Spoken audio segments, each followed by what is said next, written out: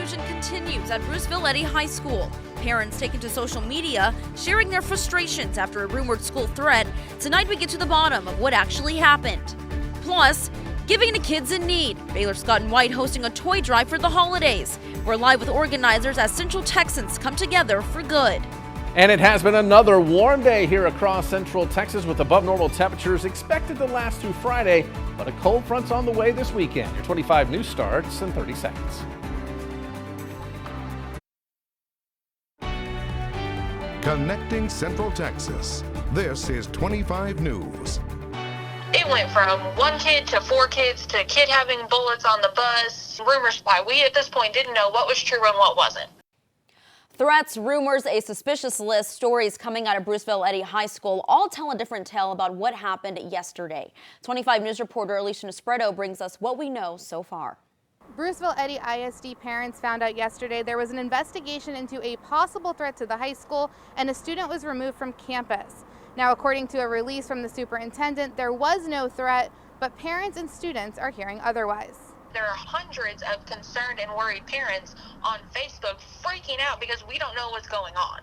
The school addressed the investigation multiple times on Facebook, first around 9:30 Wednesday morning. When the comments from students and parents began, the story started to not add up. Yesterday, I was told about a student being found with bullets on the bus and having a kill list.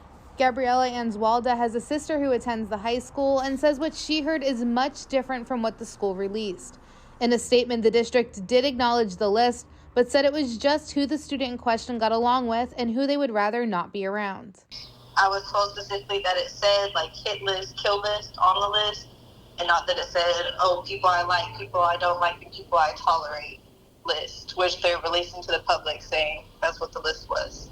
We did try to speak with Superintendent Richard Kilgore for this story, but were turned away from the administration building multiple times and told that he would not be talking to the press, despite the drastic differences in what the school said and what parents are hearing from their students. I just want to make sure you guys understand that it's going to be all what the parents are saying and nothing what the school said. Right. You guys are okay with that? Well, I mean, it is what it is. One parent we spoke to who wanted to remain anonymous says this lack of transparency is enough to keep her students home until the end of the year and to consider switching districts altogether. Me and my husband were talking last night about the possibility of transferring them to Robinson because they're not giving us answers. If we had answers, it would be totally different and I would trust them with my children. But I'm just how can you trust somebody that's not giving you legit answers? According to that statement released by the superintendent, they are still investigating and monitoring the situation. In Eddy, Alicia Nespreto, 25 News.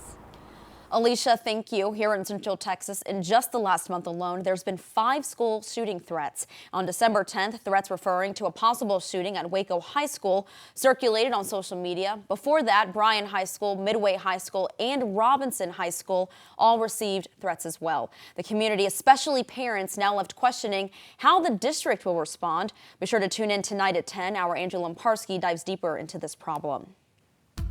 All right, you know what time it is. Time now for a first check of weather, and Chief Meteorologist Matt Hines is here.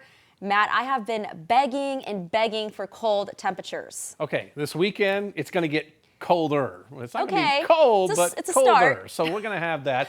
As we take a look at our 25 radar here, you can see things are pretty quiet across the area. As we put this in motion throughout the day, we've had a little peppering of some scattered showers here and there. If you've been under one of these, you probably picked up a little rain over a 5-10 minute time span, and then it was out of there. So nothing too dramatic out there right now, and we may see a few more showers as a weak front moves into the area later on this evening from the north. As we look at temperatures into the 70s, 76 in Waco, 75 Temple, 73 in Killeen, and our dew points are high into the 60s. The higher the number, the more moisture there is, and it's been rather high over the past few days. So quite humid here across the area, and it will stay that way as we make our way through the next day or so. So here we go with this evening. If you're heading out and about, temperatures slowly sliding through the 70s, probably down to the upper 60s when we talk by 10 o'clock. So another very mild night, but there are changes on the way that will arrive Saturday morning. More on that coming up.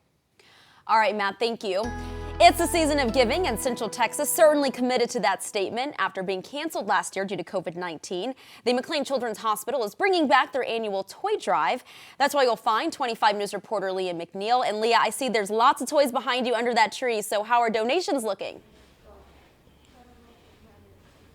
Absolutely, Niyah. This is just a sneak peek of a few of the donations that have been collected so far here at the McLean Children's Hospital. There are tons of goodies here. The toy drive actually started the day after Thanksgiving and is now wrapping up on Sunday, so there's just 4 days left to give. Tons of cute things out here.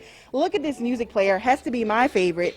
Can you hear it? Huh? Can you hear it? Love it. Cool, huh? Gotta love things like this. These are the type of gifts that they are looking for to give to kids here at the Children's Hospital. Joining me now is Beth Bender. She's a child life specialist, one of the many people who've kind of really rallied around and got this toy drive together. But Beth, how are donations looking so far? So, Leah, they're looking really good. We've received quite a few donations from our community, which always gets us super, super excited.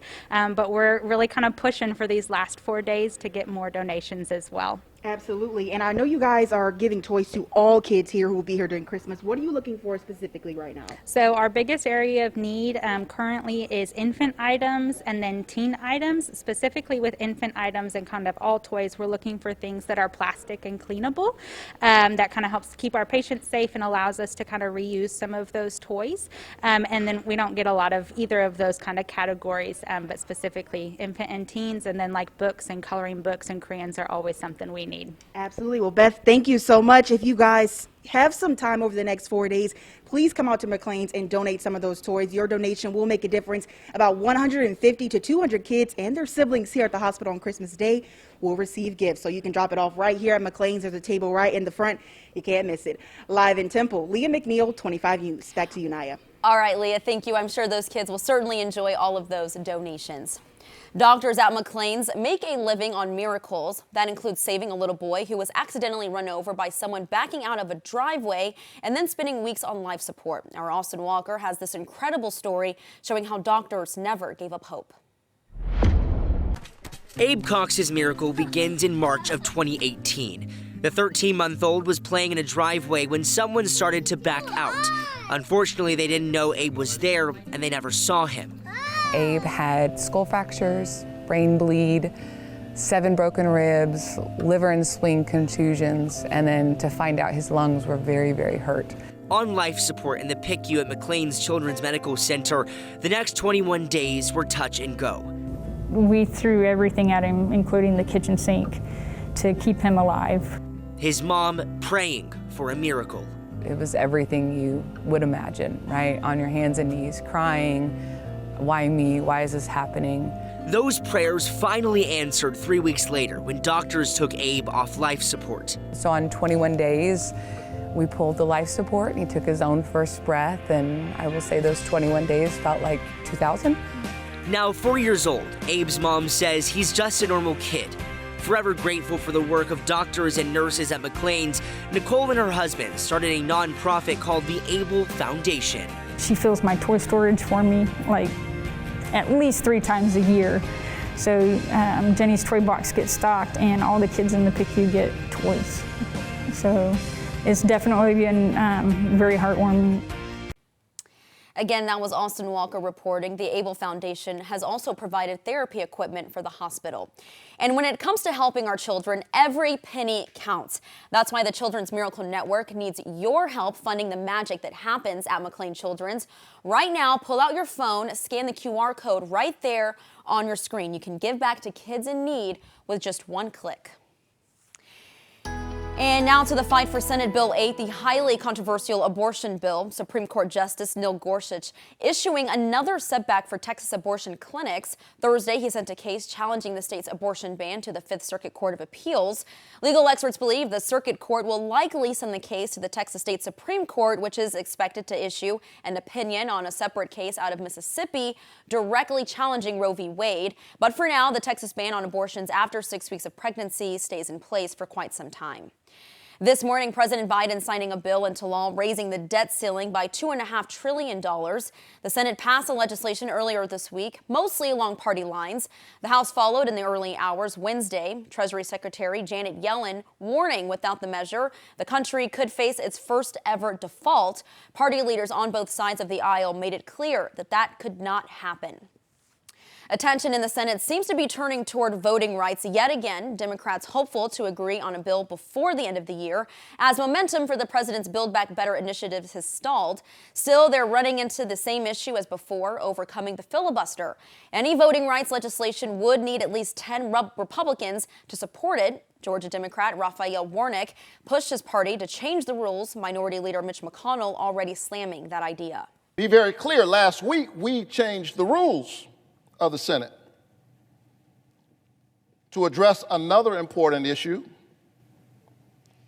the economy. Some Democrats want to break the Senate and trash its rules to force these sorts of things on all 50 states. Conservative Democrats like Joe Manchin and Kyrsten Sinema are also opposed to ending the filibuster, but still Democrats are urging action. The fight to get justice for murdered Fort Hood soldier Vanessa Guillen has led to massive changes on how the military handles sexual assault and harassment cases with the passage of the National Defense Authorization Act. 25 News reporter Adam Schindler has more. Indeed, mountains have been moved in the fight against sexual harassment and assault in the military following the murder of Specialist Vanessa Guillen that sparked a national outcry for change. The National Defense Authorization Act provides funding for the nation's defense spending. This time around, though, the NDAA made historic changes to how the military handles sexual assault and harassment. Reported cases will now be taken out of the direct chain of command and given to a third party for investigation and prosecution, something the attorney for the Guillen family says is essential for more than just investigations. The system, the trust, the morale is gone. So this provides new morale for all these victims and protections and outlets, safeguards that they needed this whole entire time that they finally will have. The changes will also apply to cases of domestic violence, murder, and kidnapping, in addition to cases of sexual assault and harassment. Coming up at 6, we'll hear from the sister of Vanessa Guillen on how their fight for justice is finally getting results. At Fort Hood, Adam Schindler, 25 News. All right, Adam, thank you. Let's face it, it does not feel like winter with record-breaking warm temperatures, but coming up next, how all this heat is affecting Central Texas crops.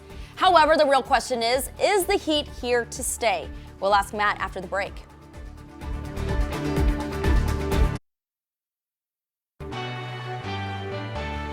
We saw record warmth yesterday. Temperatures likely going to stick around next week. 25 News reporter Caleb Chevalier takes a look at how all this heat is affecting crops. In Central Texas, vegetables are a common crop to plant during the cooler months, but as of late, the weather hasn't been so cool. Leafy greens like lettuce and kale are known as cool season crops, as they grow best when the weather turns mild. This is a prime growing time for those veggies in Central Texas, but the recent warmth is unwelcome for farmers. John Owen of Waco Farms has the advantage of keeping his lettuce in a climate-controlled environment, but he says they've had to take some precautionary measures as the outside temperatures climb. When we keep our doors open, when we have to load stuff in and out of here, we have to track the temperatures, because if it's a couple hours of too much heat, we'll see the product already withering a little bit. The overall quality of winter wheat has yet to be affected, but farmers say the warmth is causing the wheat to mature faster than they'd like. If you're browsing the produce aisle and find that sticker prices are higher than you expected, it may have more to do with labor costs than the weather. We'll discuss that at 6. In Waco, Caleb Chevalier, 25 News. All right, Caleb, thank you. Matt, we just heard the heat is affecting the crops, so will we get some colder temperatures coming soon? It's coming this weekend, and it will probably last to the beginning of next week, but a mild Christmas is probably on the way for us. We'll look at that in the 10-day in a second. But outside right now, in our Extra Coat Eagle Eye there in Cove, you can see that we do have a few clouds. 74 degrees at dew points is 65, so feeling a little humidity out there, and that spring-like feel with south winds at 6 miles per hour. And as we look at one more day of warmth, it looks looks like that is going to be here as we get into tomorrow. There is a weak frontal boundary that has been pushing down into our area. It's been most active across Arkansas over into Tennessee. It is really weakening as it tries to slide in here. I think it's going to wash out before it makes it to Waco, Temple, Killeen tonight and then start to push back to the north. And we may get a couple of showers along that for this evening. But other than that, things are going to be pretty much status quo from where we had it this week, as we will have a couple of showers from time to time from between now through midnight, and then going into tomorrow morning, mostly cloudy skies, maybe some drizzle out there from time to time. Then tomorrow afternoon, well, we'll have partly to mostly cloudy skies again, still warm, highs getting close to 80. And then here comes Saturday, and this is where things begin to change. This is Saturday morning, getting just before sunrise here. Showers and thunderstorms looking pretty plentiful across the area by then. And we do have the potential for a stronger storm or two, but I don't think it's going to amount to too much. Hail and wind threat, we'll do 2 out of 10 here. Maybe some stronger storms producing penny-sized hail, maybe winds up to 50 miles per hour, but I really don't anticipate much in the way of severe weather with this as we make our way into our Saturday. And then that will quickly clear out, and we may even see a little bit of late-day sunshine on Saturday before the clouds fill back in Saturday night going into Sunday. So how much rain could we see? Well, as we put this into motion, just a couple of hundredths here between now and 5 p.m. Friday, but then we advance this into Saturday, and hey, we may get up to an inch of rain for some folks, maybe even locally higher amounts than that, but a ½ inch to an inch, pretty much where it's going to reside. And it does appear that a lot of the area will see some of this rain. So that is definitely some good news. We'll continue to track it over the next 24 hours as things could change just a little bit on that placement. So tonight, temperatures may be slightly cooler by a couple degrees into the middle 60s for most of us. That's still way above normal for this time of year. Then tomorrow, high temperature, probably 79, 80 degrees. The record high tomorrow is 81 degrees from 1908. If we break that one, folks, it's going to be a close call. That is going to be 1 for the books there. Let's check out what we are anticipating for the rest of your forecast here. Friday, 79 degrees. There's your change on Saturday. Good chance of rain and thunderstorms, especially during the morning hours, tapering off in the afternoon. 66, falling into the 50s and 40s for the rest of the day. Only 51 on Sunday, 58 Monday with a couple of lingering showers. And then when you know it, it warms right back up as we get closer to Christmas going into next week. And it looks mild as of right now. All right, Matt, thank you. As the Omicron variant continues to surge across the world, what does that mean for us right here in Central Texas? Next, we hear from experts on what to expect and how the Christmas season could spell some trouble. Plus, we look at COVID cases and vaccination rates across our area. Don't go anywhere. We've got more 25 News coming up after the break.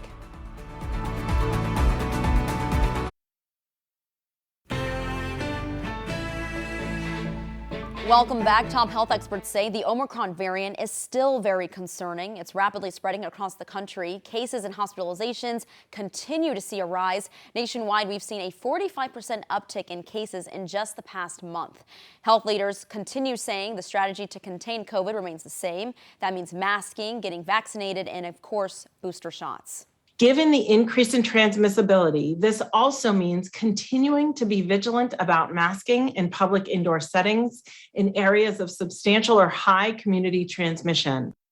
Dr. Anthony Fauci says boosters are crucial. He says the shot does work against this new variant. And now let's take a look at COVID numbers across the region as we head into Christmas time. Looking at cases in McLennan County, there are 45 newly reported cases. Bell County has 25 new cases. As of this morning, there is 1 new death in McLennan County. No deaths are being reported in Bell County. There are over 60 ICU beds for use in the area.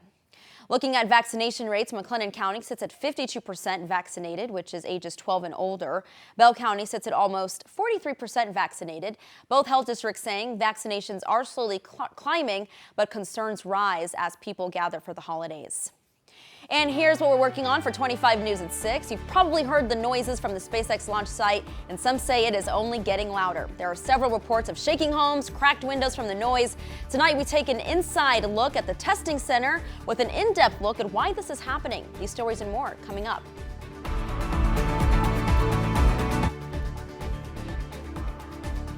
We are celebrating a very special birthday today. World War II veteran Tommy Tucker turning 102 this year. He was honored with a drive-by birthday party in his hometown of Mejia. Just about 30 minutes ago, you can see him there on your screen. The family says happy birthday and thank you to everyone who came out. And Tommy, happy birthday from myself and us here at 25 News. World News Tonight is just ahead, and we are back on the air in 30 minutes for our 6 o'clock show. Until then, have a good evening.